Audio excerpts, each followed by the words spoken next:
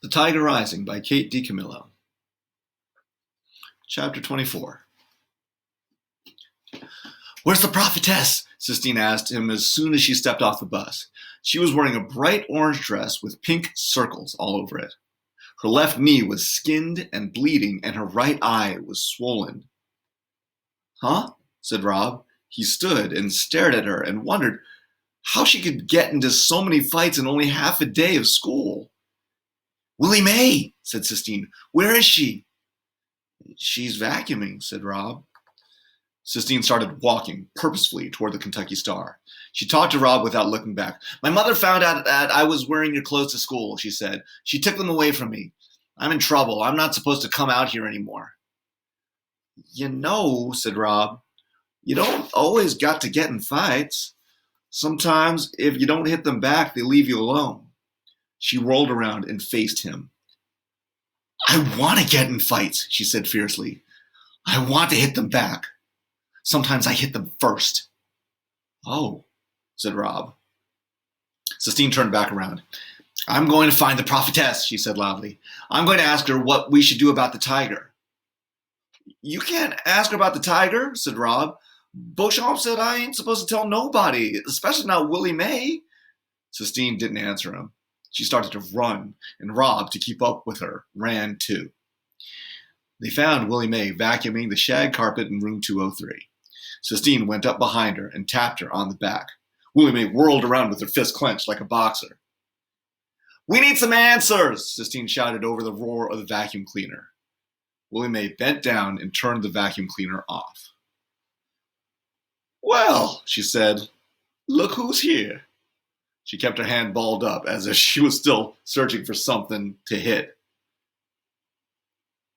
"What's in your hand?" Sistine asked. Willie Mae uncurled her fist and showed Sistine the bird. "Oh," said Sistine.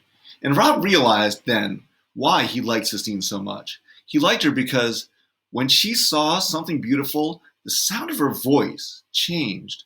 All the words she uttered had an oof sound to them, as if she was getting punched in the stomach.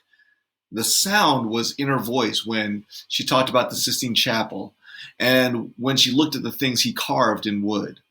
It was there when she said the poem about the tiger burning bright, and it was there when she talked about Willie Mae being a prophetess.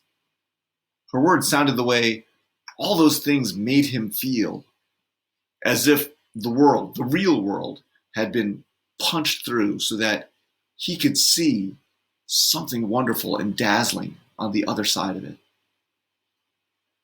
"Did Rob make it?" Sistine asked Willie Mae.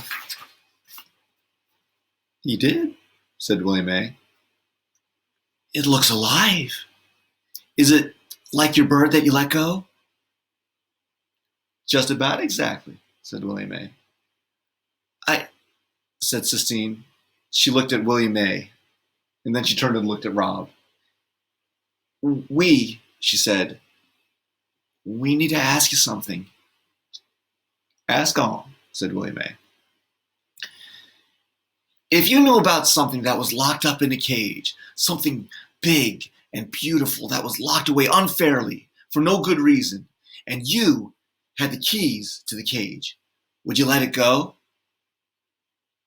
Willie Mae sat down on the bed. A cloud of dust rose up around her. "Lord God," she said, "what you two children got in the cage?" "It's a tiger," Rob said. He felt like he had to be the one who said it. He was the one who found the tiger. He was the one who had the keys to the cage. "A what?" said Willie Mae. "A tiger," said Sistine. "Oh, Jesus!" exclaimed Willie Mae. "It's true," said Sistine. Willie Mae shook her head. She looked up at the ceiling. She let out her breath in a loud, slow hiss of disapproval.